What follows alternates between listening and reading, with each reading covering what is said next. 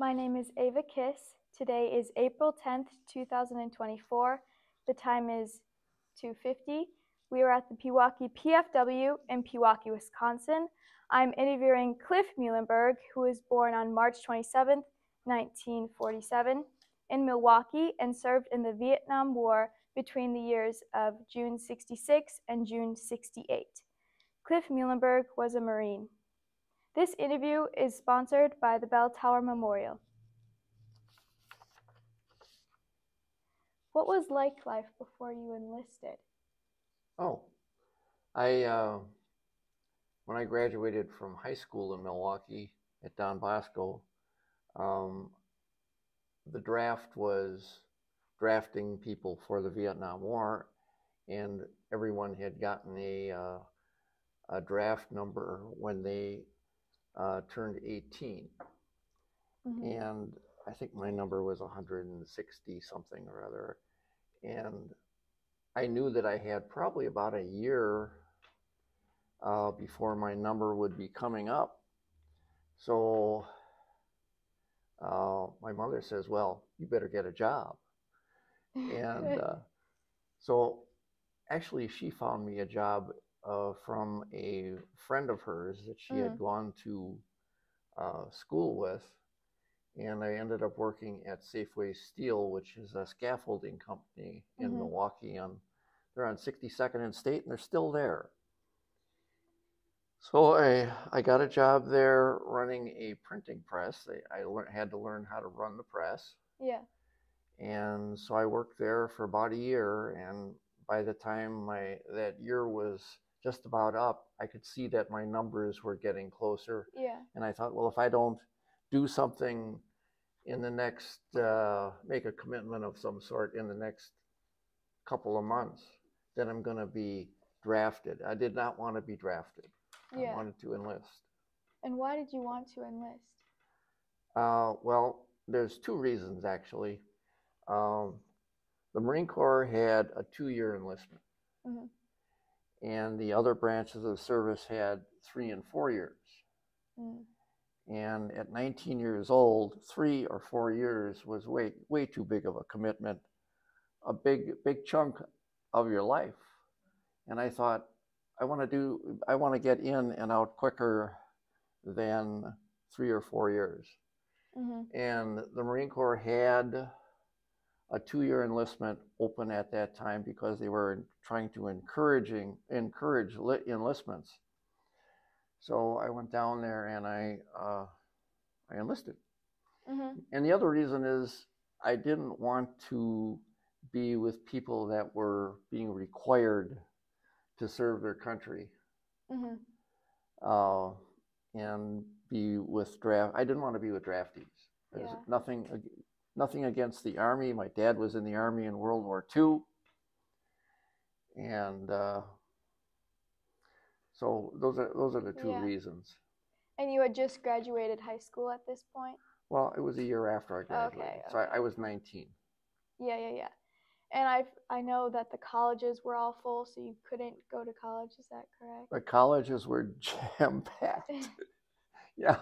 It wasn't an option. There really wasn't a way to get into school unless you bought your way into school somehow or something like that. If you knew somebody, no, you couldn't get into school. The line was down the block and around the corner. Yeah. That sort of brings me into my next question. How did your family react to you wanting to enlist in the Marines? Well, they didn't think it was the best idea that I ever had. I mean, I can't imagine sending my own child off to war. So my mom, I think she took to praying a lot. I mean, she always was a very religious person, but I think she kicked it into overdrive at that point. And my dad, well, he didn't say much. I mean, that's kind of typical of German fathers. They're kind of quiet. And he didn't have a whole lot to say, but I knew that they would have preferred me to do make a different decision than Yeah. I already had. Mhm. Yeah.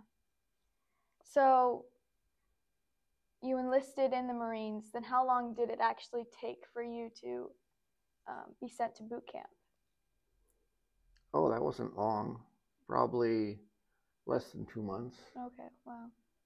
From the time I enlisted to the time I got on the plane for boot camp. Yeah. Yeah. And were you just really nervous, or were you? Did you have any Almost as concerns? nervous as I am right now.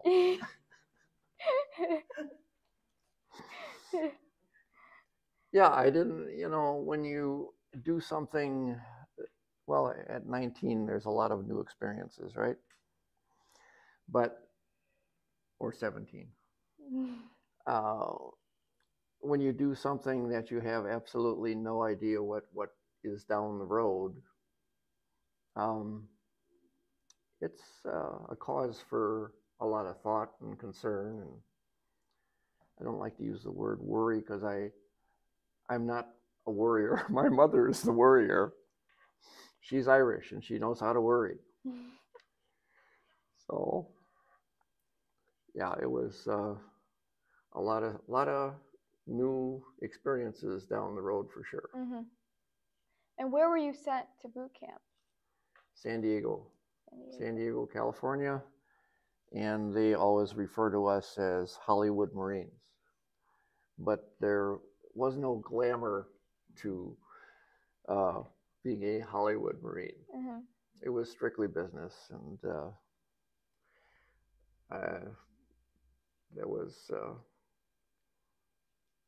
were many long nights when we arrived. It was middle of the night. By the time we got off the plane, got together and got on the bus to take us from the airport to the Marine Corps recruit depot. Mm-hmm. Yeah, we didn't get there till probably about midnight or something, and you get off the bus. The drill instructor gets on the bus. He meets you at the airport, so he rides with you at the bus. Mm-hmm. And there was complete silence on the bus. Nobody said a word. And everything he said, he was yelling. And so we knew this was serious business. Mm-hmm. And when we got off the bus and we stood on the yellow footprints in the middle of the night, and you stand outside, that's their formation for people that don't know what a formation even is. They painted yellow footprints on the pavement, and everybody stood on one. So now you're in a formation. Yeah. And we stood there and we went into the barbershop where everybody goes in the way they looked as a civilian, and they all come out looking just like everybody else on the other end with no hair. Mm-hmm. I mean, no hair. And so you look quite different. And yeah, that was a long night. What? Was there anything you particularly enjoyed about boot camp? Well, actually, from the time you stood on those yellow footprints to the day of graduation, which was 13 weeks later, it was constant harassment. The Marine Corps boot camp today is quite different because I've read a book that addresses the way they are now. It's a lot meeker now than it was then. And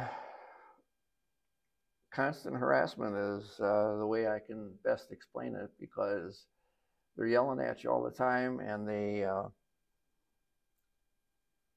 use vocabulary that I'd never heard before, and nothing that you could put on a postcard and send home, Mm-hmm. So it was a tough business, but the only thing that I enjoyed about boot camp, the only respite in the week was on Sundays they allowed us to go to church, and not a lot of guys went to church. There's 40 guys in a platoon, and if 10 or 12 went to church on Sundays, I'd say that was the most that did. Yeah. But that was one place, and it's not the reason I went there. I went there because I always went to church. But it was the only place where there was no yelling. You could actually have your own thoughts and hear yourself and think on your own without being, yelled at by a drill instructor. Yeah. So it was nice to get away for at least an hour. Yeah. So that was the good part about boot camp. Yeah. Hour a week. Yeah, hour a week. How did you stay in contact with your family during this time in boot camp? By letter writing. That's all there was. You could go to on Sundays. There was what they call personal time in the afternoon. There was no training on Sunday, and they encouraged you to write letters. And if you wanted, you could go to the visitor center where they had phone booths. You know what phone booths are? Yeah. Do you? Yeah. Good. In the movies, I see them. Oh, you've seen the movies, yeah. Well, they really used to exist, right? and they had, I don't know, a dozen or 15 phone booths there, but guys would go there and they said they wouldn't even be able to get into them because people, many people were they'd have to wait and wait and wait and wait, and then you call collect home. You put a quarter in or whatever it was to get the operator. Was it a quarter? A dime? Yeah, probably a dime. And then you got your dime back, though. Really? Yeah. I didn't know, like a shopping cart, Yeah, right. Exactly. And then you called collect home, and then the person on, whoever answers the phone has to say, yes, I'll accept a call from Cliff. Yeah. But I never did that because guys would go there, they'd stand in line for who knows how long, and they wouldn't get to the phone booth. So they wasted all of their afternoon, their 2 hours of free time, when they could have been writing letters or shining their boots or shining their brass or, all that stuff that had to be done. I don't know when they did it, but you had to have that stuff done because you have to we had inspections during the week, where your uniform has to be clean. Well, it's not a uniform, it's just a fatigue shirt and a pair of pants. Yeah. So where did you go after you completed your boot camp training? We went to advanced infantry training, and I think that was 8 weeks. And that was up at Camp Pendleton, which is about 50 miles north of the Marine Corps recruit depot where boot camp was.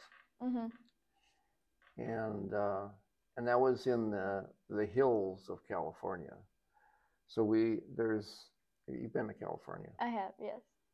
And have you seen all the hills? I have seen the hills. And they're not just meek little hills that are fun to walk up. They're pretty darn steep in some places.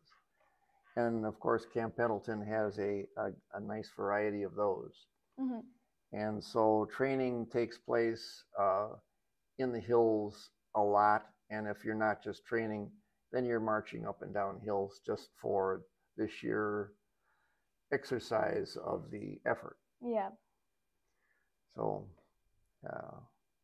and then where did you go after you were done with your infantry training? Then after that, we got to go home on leave. I think I was home for 2 weeks. And you had to fly in your uniform. But that was an airline, mandate. And that was okay. But once I got home, I took my uniform. My mom wanted me to, and Dad wanted me to wear my uniform to church, and I didn't, and I wouldn't, and I don't. It was silly that I didn't, but I didn't want to. I guess I just didn't want to stand out from the crowd. So I just blended in. Mm-hmm. So I was home for 2 weeks and Yeah. ate a lot and Mm-hmm. drank some beer, I guess, stuff like that. Mm-hmm. And then went back to California for staging, which is the precursor to being deployed. Mm-hmm. And it's just well, it's some training, but it's mostly getting you ready for actually going someplace that you don't know where you're going. Yeah. I told you before, I didn't even know where Vietnam was. It was that way. Mm-hmm. So So then you went back to California for staging, and then you flew to Okinawa. Is that correct? yep, we flew to Okinawa, and we're there. I was there probably close to 2 weeks, Okay. where they figure out exactly where everybody's going to go. Mm-hmm. I mean, they know where you're going to go before you get there, Mm-hmm. but they have to coordinate the flights and the people that make the most sense to get you to where you're going. And so there, you have to muster out into formation like 3 times a day. Yeah. And they called off. You had a number. They'd call off a number, and so when they called your number, then you went to stand with another group of guys, and they would be on the next manifest to Vietnam. Yeah. So I think it took at least 10 days before my number was called. You know, so that's a lot of waiting. A lot of waiting. Yeah. Well, you get good at waiting when you're in the military. There's nobody that I don't think anyone would disagree with that. Mm-hmm. And what were your first thoughts when you finally arrived in Vietnam? Oh, I thought we couldn't use expletives. Oh, when we left Okinawa, it was a day like it is today. It was beautiful. And we got on this big transport plane with, I don't know how many guys were on it. Mm-hmm. A lot of guys. And we landed in Da Nang, and Da Nang, it was the end of the day by the time we got there. And it was getting dark. And they put us on a bus and took us over to a huge hangar. And it was raining. And this hangar was open on one whole side. And there were probably 400, 500 guys sitting on the concrete floor in there, you know, leaning on their sea bags, waiting for the next flight or their name to be called to take them to their destination in Vietnam, because everybody was going. We were replacement troops. So we were 1, 2, 3, 5 guys maybe going to the same place. Mm-hmm. But there were a lot of different places that people were going to. So they had to coordinate those flights to make the most sense and deliver the people to where they were going. Mm-hmm. But we sat in that building with full of guys. Nobody said a word. And the cars the trucks and the Jeeps that were going by, as I said, it was raining, and it's red clay in Da Nang. And all the wheels from all the cars and trucks, and not cars, Jeeps and trucks that went by, the wheels were all red from the clay. And it just kept raining. And we just thought it was just raining, but it was our introduction to the monsoon season. Mm-hmm. And because it didn't stop raining then. We just got on the plane, and then we flew to Dong Ha, which is right near the DMZ, or right below the DMZ. Yep. And that was my rear area. And there we were there a couple of days, again waiting for transport out to our camp. Mm-hmm. And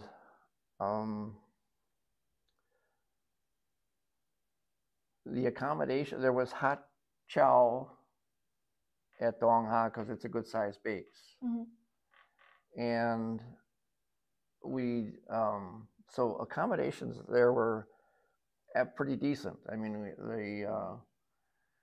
the barracks had plywood floors, and they were 2 feet off the ground. And so the floors were clean, and I mean, because it was all muddy outside from the rain, the constant rain, and it didn't stop raining. It just kept raining day and night. Didn't matter what time of day or night it was.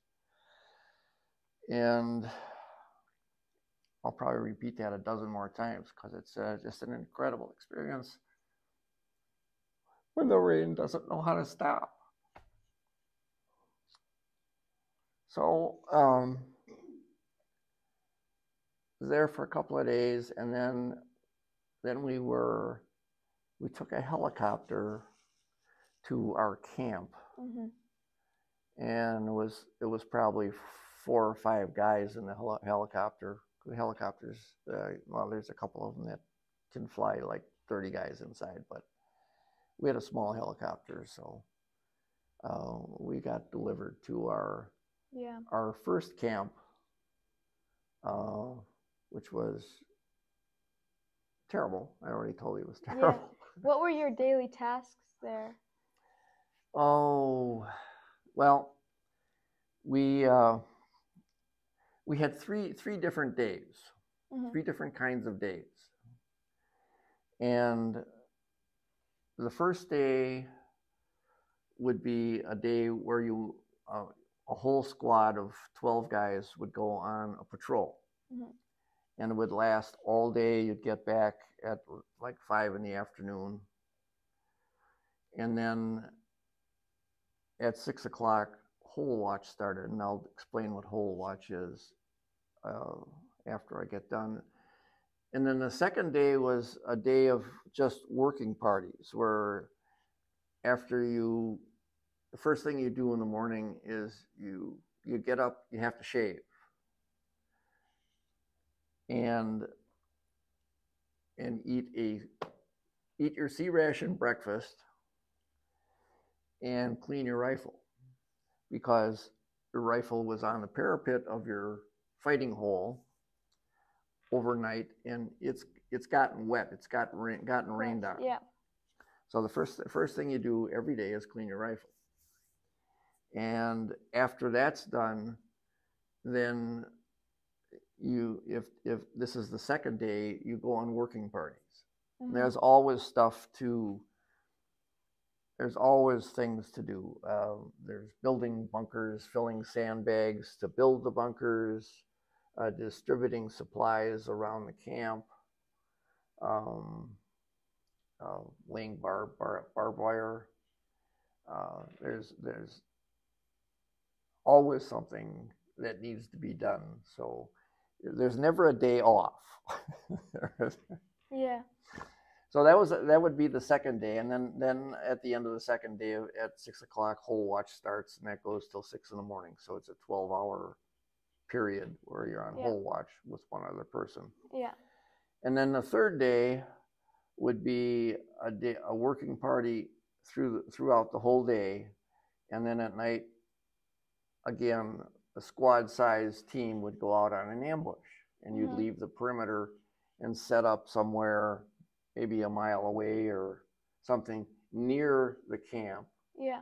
Just to see if there's any enemy movement. Mm-hmm.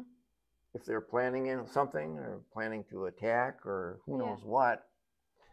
So fortunately, I've been on, well, every third day that I was there, I was on an ambush. So I've been on a lot of them, but we never made contact with any enemy, which was because my mom was praying. And what did you eat and drink during this time? I know. I have to explain to you what whole watch is okay. first. Because we did that 2 of the 3 nights. The only night that we didn't do it was when we did the ambush, because we were outside the perimeter. But the whole perimeter is surrounded with bunkers or fighting holes around the outside. And everybody just can't go to sleep at night because the enemy would attack. So you have to be on guard. So at 6 o'clock, there was generally 2 guys to a hole. Rarely was there a third person. That was only like a machine gun team or something. But every other hole had just 2 guys in it. And so at 6 o'clock, the first guy, they're 2-hour watches. So from 6 to 8, he would be on watch, and I would go and sleep in our little pup tent, if you want to call it. So, and you sleep in your clothes because you don't wear pajamas. So, and you have to take your boots off so you don't get jungle rot because your feet are wet from walking in this mud all day long. So you just sleep in your clothes, and the blanket is damp because there's no way to dry anything out. If the rain never stops, you can't put it outside during the day to let the sun shine on it because the sun isn't shining. So you sleep for 2 hours, and then your partner comes and wakes you up, and then you're on watch for 2 hours, and he goes to sleep for 2 hours. So the maximum potential of hours that you could sleep from 6 at night to 6 in the morning is 6 hours. If you went to sleep immediately, when you got in there. So that was whole watch, and there was never any change to that. The only time we didn't have whole watch was, like I said, when we were out did an ambush, or if we were out on like a company size or a battalion size operation when we were all gone from the camp. So that's we had those 3 days. There are no days of the week. It's just day 1, day 2, or day 3, and it's that routine over and over and over. And there's no. It's spring break. You don't have to do anything this week. It's just continuous. It never stops. And you ate sea rations all during that time. Can you show me? Sure. What a sea ration looks like? Yeah, we have sea rations is the only thing that we had to eat, and we got 3 of these a day, and there were no extras. If you were hungry if you had eaten your 3 meals and were out of food, well, that's tough luck. I mean, you get 1 for breakfast, 1 for lunch, and 1 for dinner, and that's it. Because we were supplied by helicopter, and helicopters have a metered amount of weight that they can fly. And with the weather as it was, they could only fly on when the weather lightens up. So we didn't have any truck supplies where they can throw on as many cases as they wanted to if they had them. We only got 3 per person per day. That was it. So let's see what we got here. Okay. This is why don't you say? Meal Combat Individual Pork Sliced and Cooked B1A Unit. That's what it is. This one is from 1970, so it's 54 years old. This box right here. So in here you get a little SP package. Yep. And of course, a spoon. And there's 3 cans in here. Well, actually, there's 4.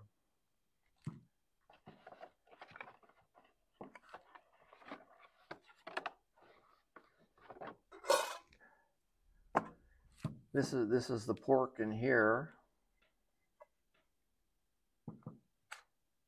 Oh no, this is fruit cocktail. It's fruit cocktail. This is the pork in this little one here. It Yep. says pork slices with juices. Mm. Yeah, the juices are trying to get out apparently. Then there's crackers and candy. Yeah. So the crackers are that size, and there's Yep. there's a bar, a disc of chocolate in there as well. And then there's peanut butter for the crackers. And it looks like the peanut butter is probably still good in there, but we're not we're not gonna open it. But I want you to open the SP package. There's a little care thing there. Okay. Just gonna dump it. Put it down. Wow. So this is the gum then? That's the gum.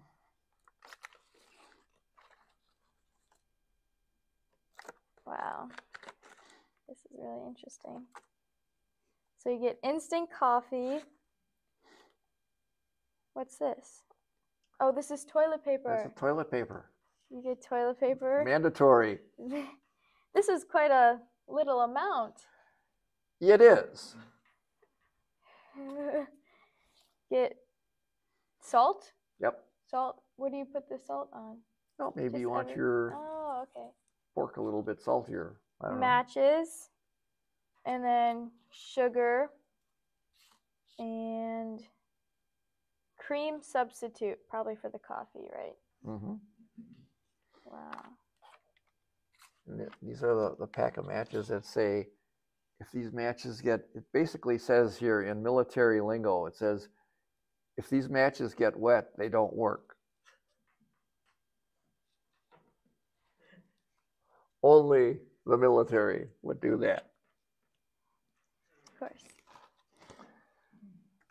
So that's... Wow.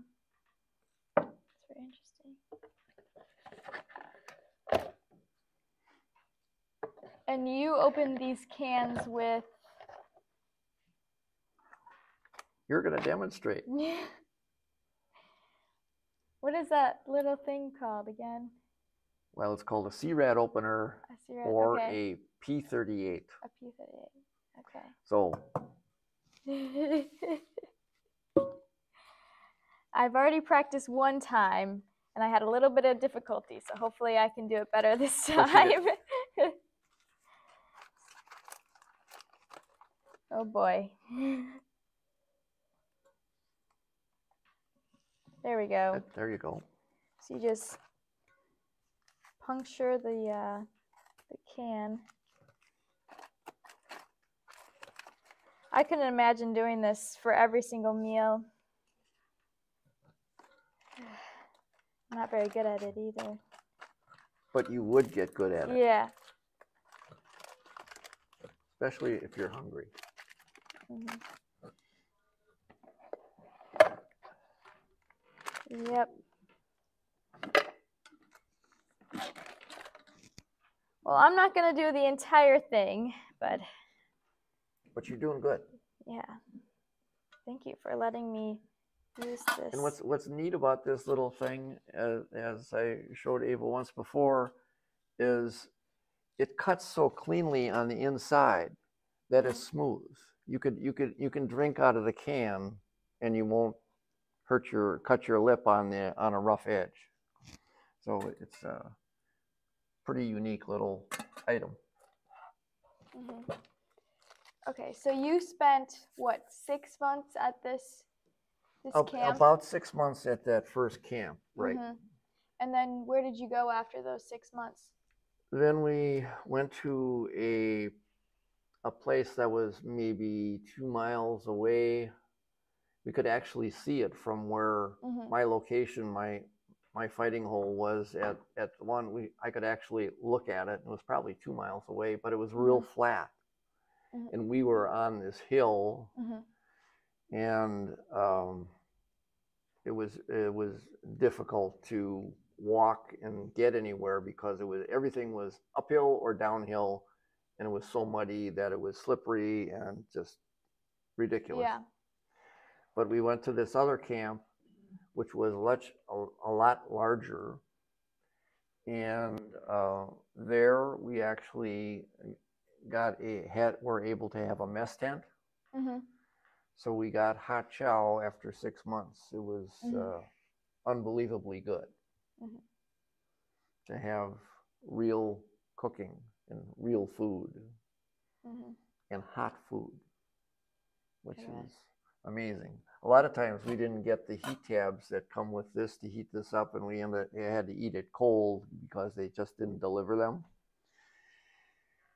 And so it's it's not great stuff to begin with, and then when you got to eat it cold, it's nothing to write home about, as they say. And you were still writing letters to your family to keep in contact with them during this time as well. Yeah. And we didn't have to put stamps on the envelopes either. All you have to do is write free in the corner. And we got mail. Well, of course, that had to come by helicopter as well. But we got mail a couple times a week, 2-3 times a week, usually. And everybody would write home and ask for their mom to bake their favorite cookies or whatever they liked that that would remind them of home. It tastes like home. And so a lot of people got packages. My mom used to make oatmeal cookies and send them to me, and she'd put them in a coffee can so they wouldn't get broken, and then put Kleenexes in there to absorb any cushion the cookies. Shocks. Did anything in particular take a big mental toll on you or the Marines during this time? Well, I'd say everything in particular took a mental toll because the living conditions were just absolutely ridiculous. I mean, your clothes were wet because it was monsoon. So you wore wet clothes. You got used to wearing wet clothes. You didn't bathe. No way to take there wasn't a shower. I mean, and it's too cold to take your clothes off and try and wash yourself in the rain. I remember the first time we got to bathe. We were there a month, and we went out on a patrol one day, and we were crossing this stream, and it was just a little stream, but the water was very clear, and it stopped raining. It got real bright out. It didn't get sunny, but it was bright, and our leader said, let's take this out. Let's everybody, half of you guys get in the river and take a bath, and the other half has to stand watch. And then we reversed, and we also washed our clothes in the river. It wasn't a river; it was a stream, but the water was very clear. And we didn't have any soap or anything, so we just rubbed our our shirt and pants on rocks to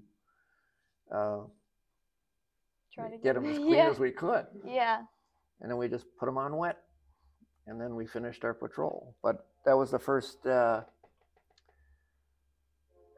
time we could clean up a little bit after being there for a month. That's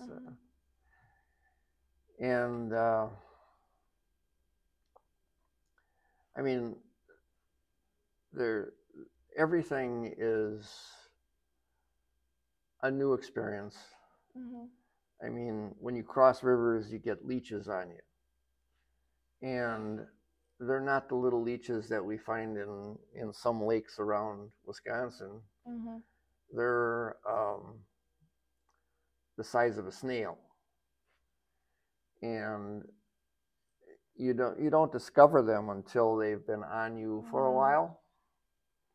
And you reach down and you go, oh, expletive. And you roll up your pants leg and there's this thing sitting on your leg. So that's one time when smoking comes in handy, because all you gotta do is take a cigarette and get it close to them, and they drop right off. So you stayed another 6 months. I was there from the end of November till October 7th. And then you were wounded. I was. So. And then how did you get home after you were, Well, that was, I call that my hospital tour, because I was in a bunch of hospitals after that. Yeah. And several in Vietnam, and then I went to Japan and Great Lakes Naval Hospital here. So I was home I was released from the hospital at Great Lakes like in February, and then I went back to California, and that's when I had several months left in my 2-year tour. And I was an MP at that time. So I was on the San Onofre Gate, which overlooked the ocean. It was pretty nice place to be. Yeah. Well, thank you for talking with me. I really enjoyed listening to your experience in the Vietnam War. It's really inspiring for me and for everyone around the world. So, in closing, this is an interview of Cliff Muehlenberg regarding his service during the Vietnam War. My name is Ava Kiss. The time is 3:35. Thank you for agreeing to this interview, and most importantly, thank you for your service. Thank you.